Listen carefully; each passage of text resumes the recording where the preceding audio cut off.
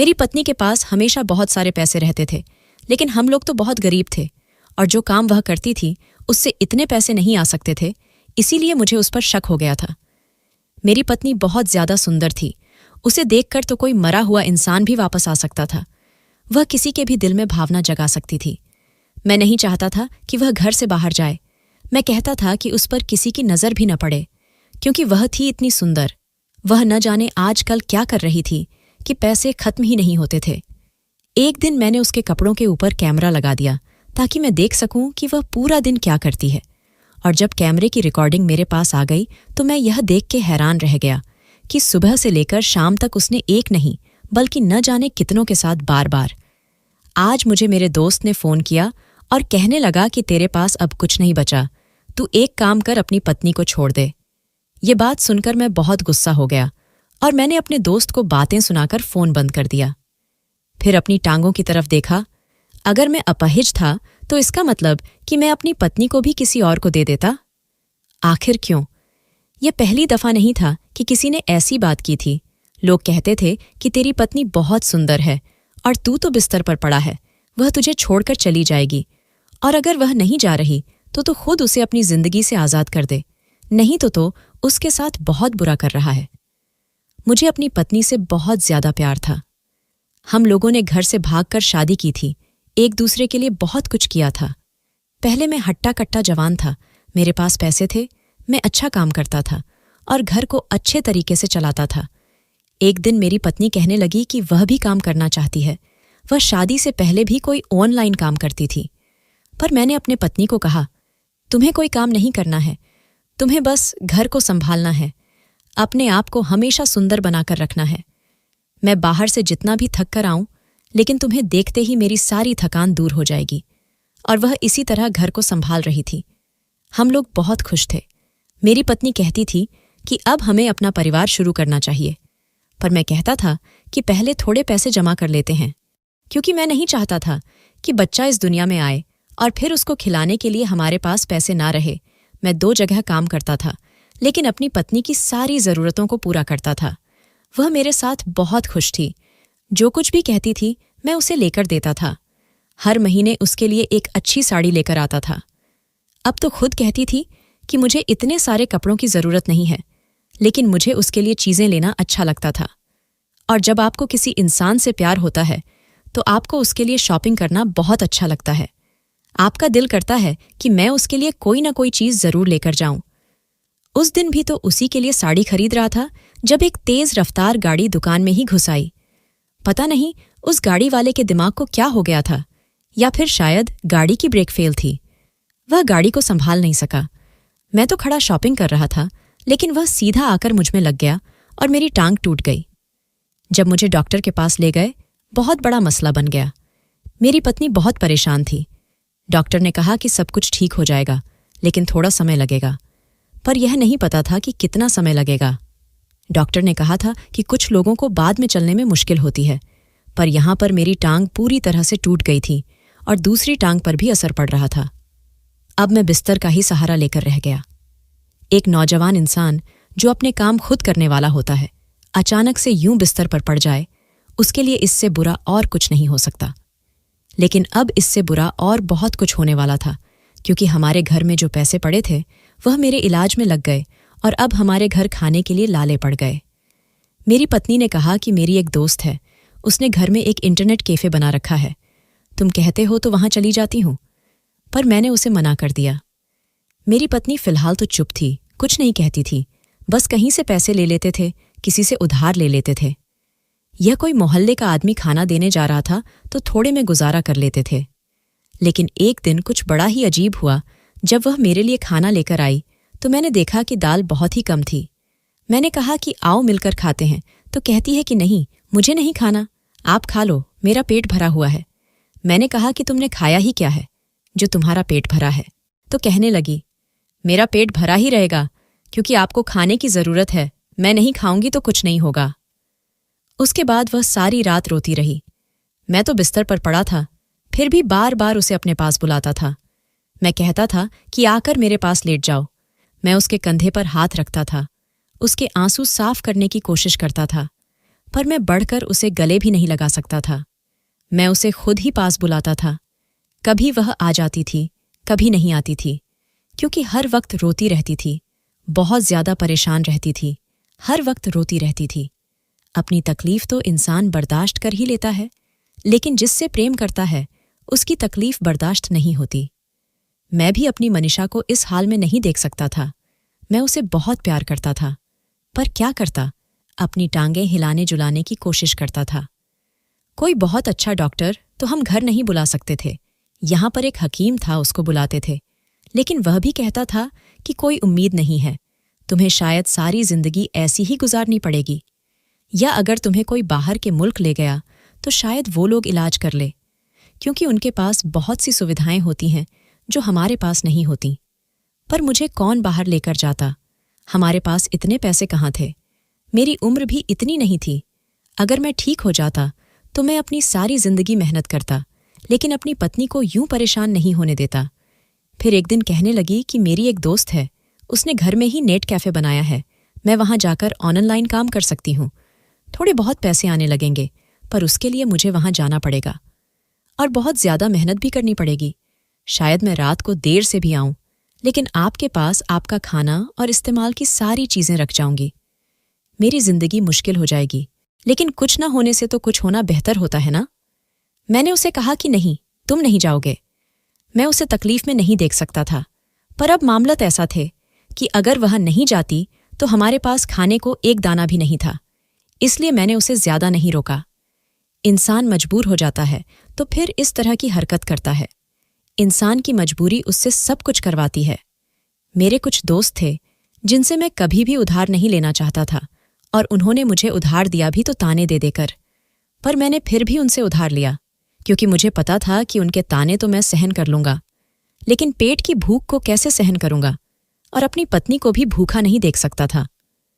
उन लोगों ने मुझ पर हंस हंस के मुझे उधार दिया, जैसे वह इस बात पर खुश हो रहे थे कि आज यह हमारे नीचे आ गया है। उन्होंने पैसे मेरे मुंह पर मारे थे, पर मैं तो मर्द हूं, और मर्द तो यह सब कुछ बर्दाश्त करता है।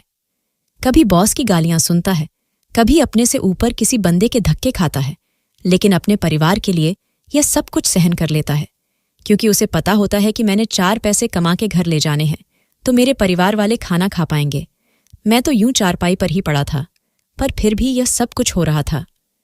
अब मेरी पत्नी उसकी सहेली के घर जाने लगी। उसकी सहेली को मैं जानता था, और मुझे यह भी पता था कि उसने घर में नेट कैफे बनाया हुआ है। वह यहां से थोड़ा दूर रहती थी।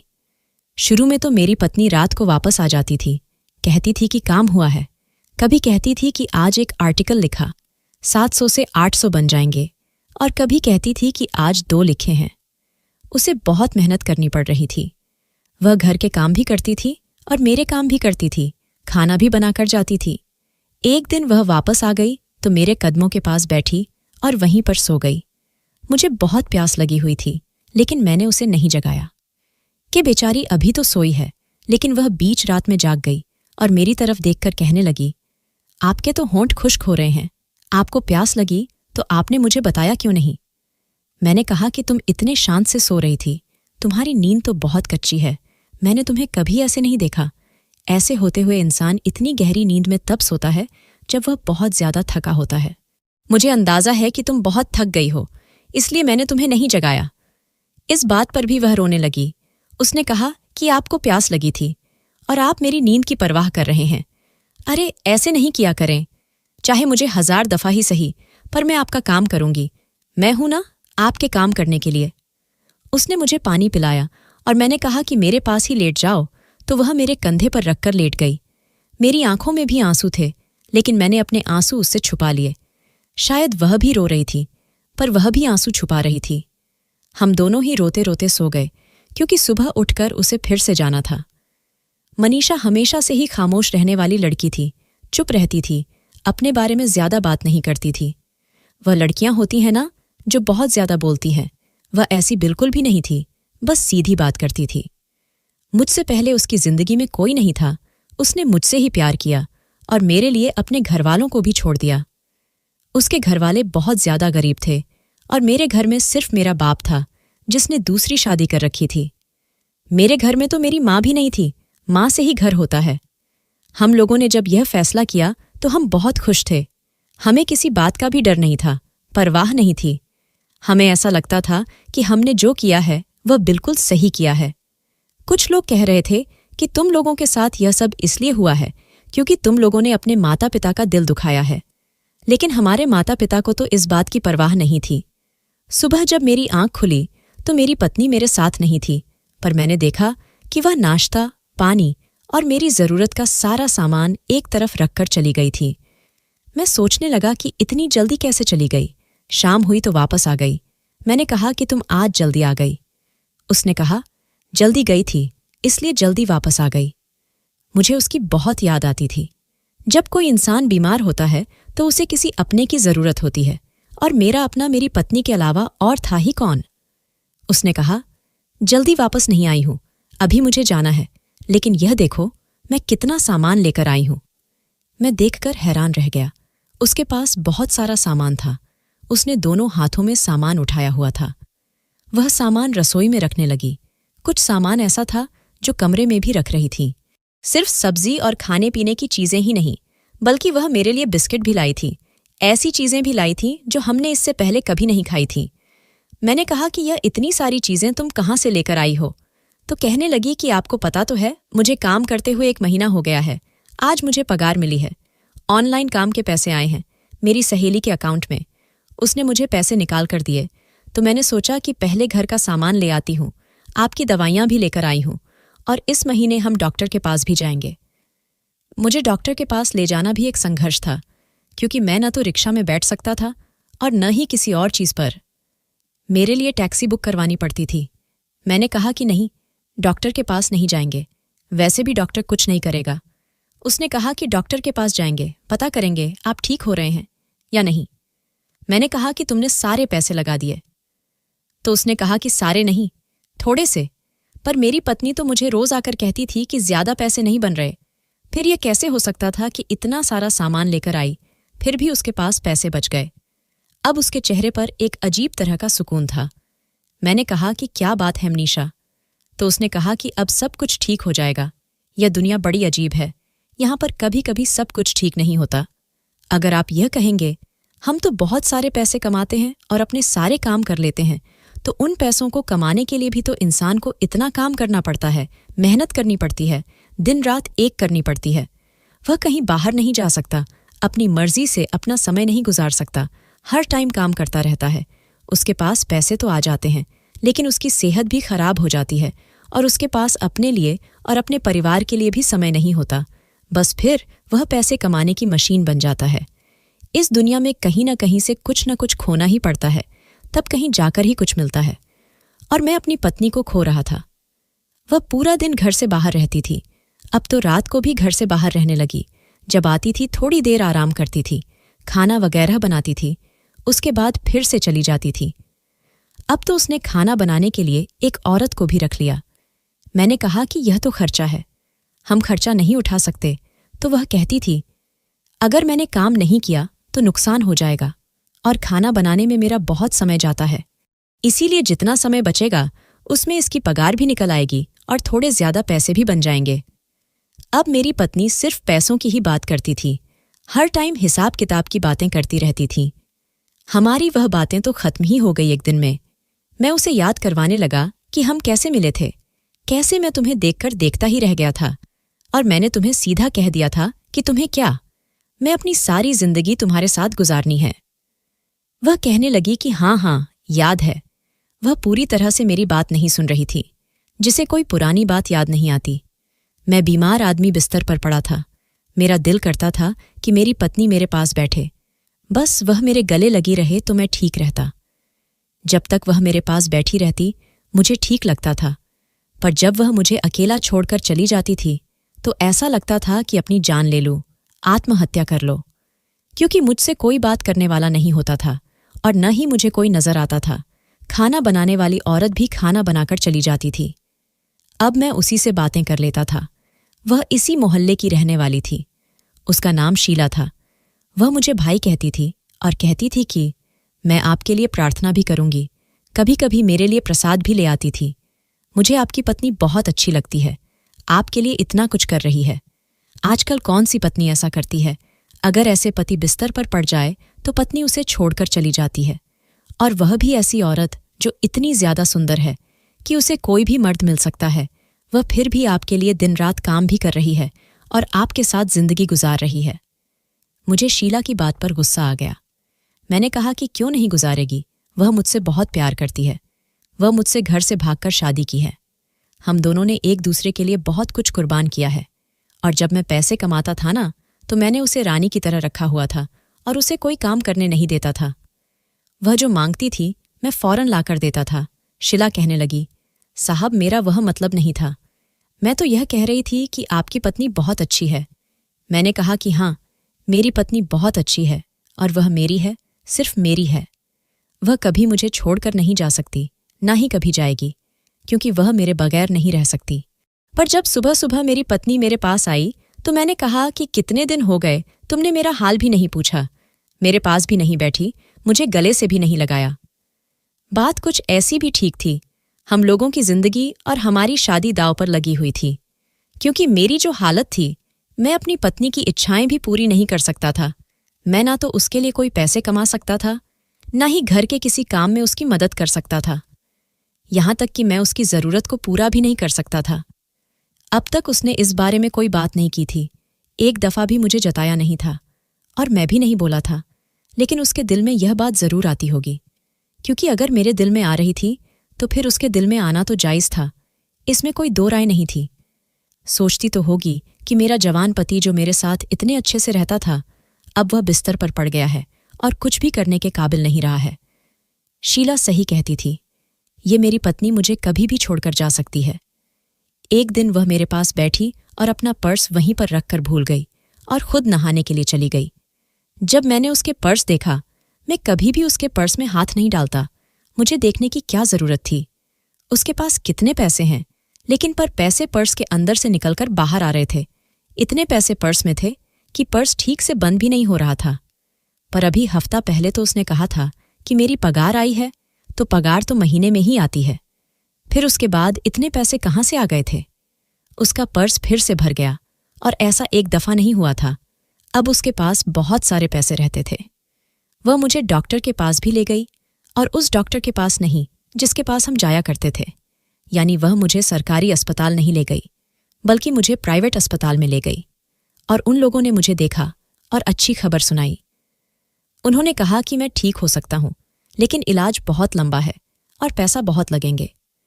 मेरी पत्नी ने कहा कि पैसों की परवाह नहीं है, बस आप इलाज के बारे में बताएं। तो उन्होंने कहा कि पहले 3-3 महीने के लिए कुछ दवाइयां खानी होंगी, उसके बाद हम एक छोटा सा ऑपरेशन करेंगे। इतना तो हो ही जाएगा कि आप बैसाखी पकड़ के खड़े हो जाएं। फिर आप इस तरह के काम तो कर सकते हैं, ना कि जैसे रक्षा चलाना, वह तो आप बैठकर भी चला सकते हैं, अपना रोजगार भी कमा लेंगे और किसी के ऊपर निर्भर रहने की भी जरूरत नहीं होगी। यह खबर तो बहुत अच्छी थी। मेरी पत्नी जब वापस आई तो मैंने कहा कि इतने अच्छे डॉक्टर के पास जाने की क्या जरूरत थी, देखो उसने कितने सारे पैसे ले लिए। वह कहने लगी कि इतने अच्छी डॉक्टर के पास गए हैं तो उसने इतनी अच्छी खबर भी तो सुनाई है, वरना सरकारी अस्पताल वाले तो कह रहे थे कि आप कभी भी नहीं ठीक हो सकते। इसका मतलब कि अगर पैसा हो तो कुछ भी हो सकता है। मैंने कहा कि पगली, बाहर के मुल्क जाने में तो बहुत सारे पैसे लगते हैं, बाहर के मुल्क कैसे ले जाएगी? उसने कहा, मैं ले जाऊंगी। मैं अपनी पत्नी के लिए आजकल बहुत परेशान था। ठीक है, मैं मर्द था, मैंने पैसे कमा लिए थे, और मुझे पता था कि पैसे कमाने कितने मुश्किल होते हैं। अगर कोई इतने सारे पैसे कमाता है तो वैसे ही नहीं कमा लेता। आजकल तो 2 वक्त की रोटी पूरी हो जाए यही काफी है। फिर मेरी पत्नी के पास हजारों रुपए कहाँ से आ रहे थे? कुछ तो ऐसा था जो वह मुझे बताती भी नहीं थी। मैं जब उससे काम के बारे में पूछता तो वह यही कहती कि हाँ, बस चल रहा है काम, मेहनत करनी पड़ती है। लेकिन आजकल वह ज्यादा थकी हुई नहीं होती थी।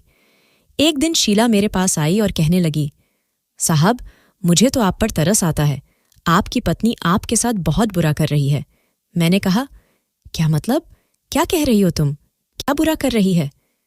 ये वही शीला थी जो कल तक मेरी पत्नी की तारीफ करती थी और अब कह रही थी कि मेरे साथ बहुत बुरा कर रही है।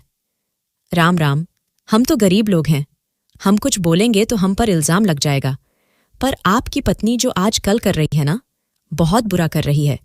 पर हाँ, फिर जिसका पति ऐसे बिस्तर पर पड़ा हो, वह यह न करें तो और क्या करें? वो भी तो इतनी सुंदर है।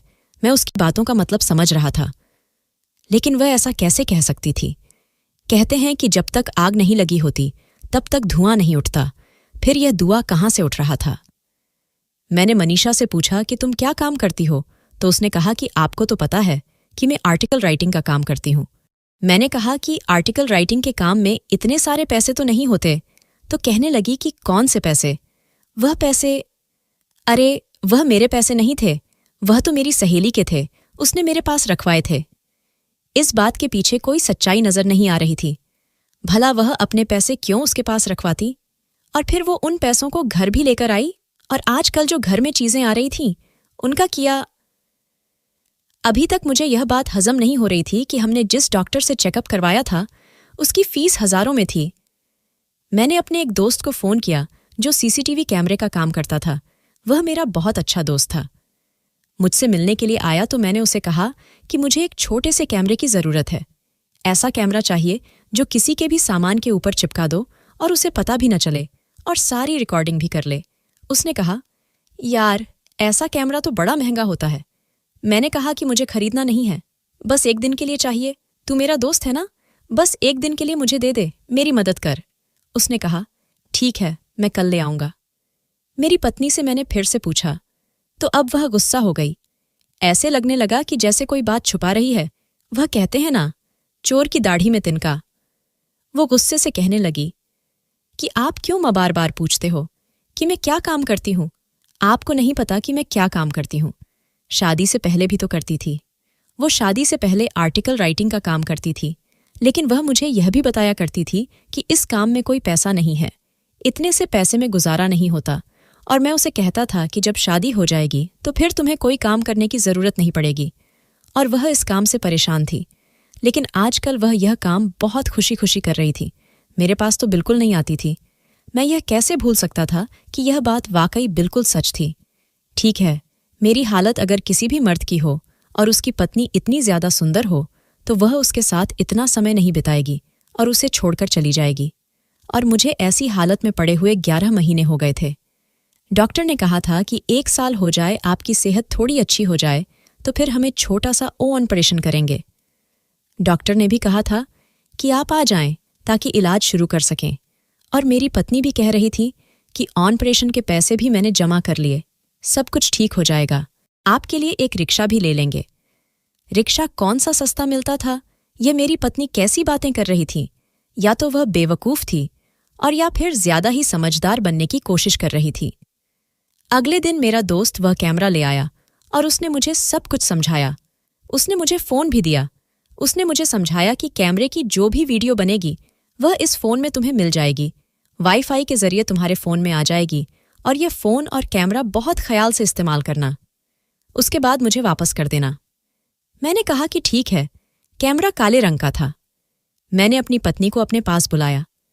जाने से पहले मैंने उसे कहा कि जरा मेरे पास थोड़ी देर बैठ जाओ, और कैमरा उसके कपड़ों के ऊपर लगा दिया। उसे पता भी नहीं चला। वह मुझसे मिलकर तो चली गई, पर फिर वापस पलट गई।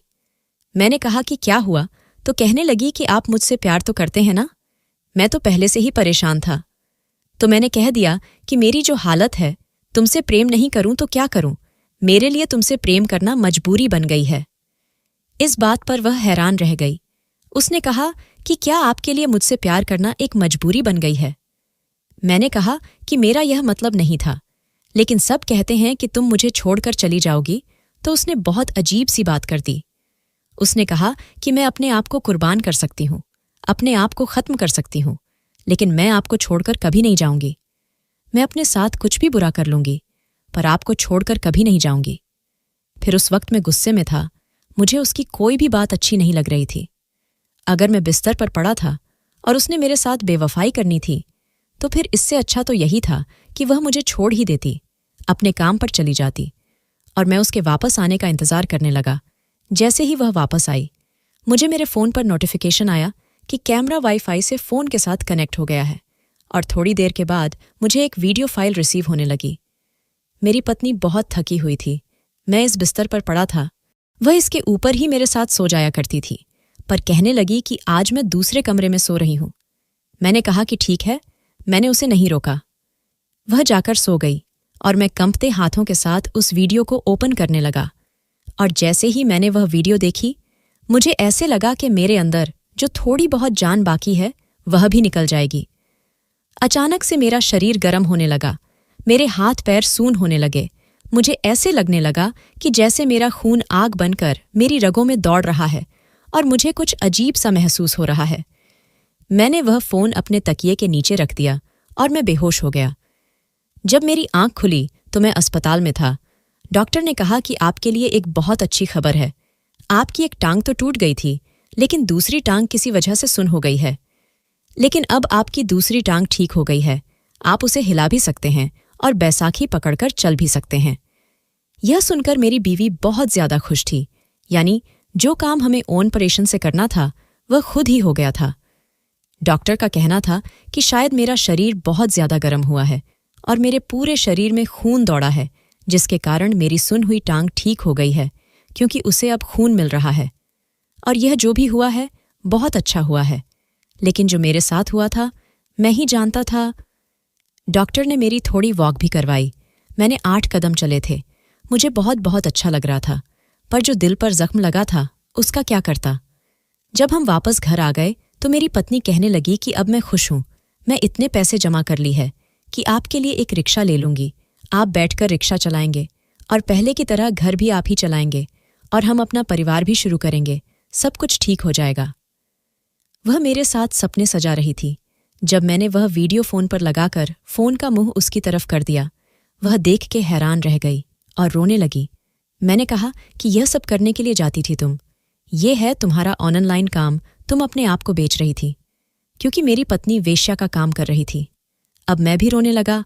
वह मेरा पांव पकड़कर बैठ गई और रोने लगी। उसने कहा, और मैं क्या करती? ऑनलाइन काम से बहुत कम पैसे मिल रहे थे मुझे और कोई काम नहीं आता था। मैंने यह सब मजबूरी में किया। अगर यह नहीं करती तो आपका इलाज कैसे करवाती, आपको डॉक्टर के पास कैसे लेकर जाती, घर कैसे चलता? मैंने जो कुछ किया आपके लिए किया है। मैं वह काम सारी जिंदगी नहीं करना चाहती। मैंने पैसे जमा कर लिए हैं, हम लोग अच्छे से देखभाल करेंगे, आप रिक्शा चलाना, मैं घर में बैठूंगी। बस जो हुआ उसे एक बुरा सपना समझकर भूल जाएं, माफ कर देना। मैं खामोश हो गया था, कुछ नहीं बोलना चाहता था।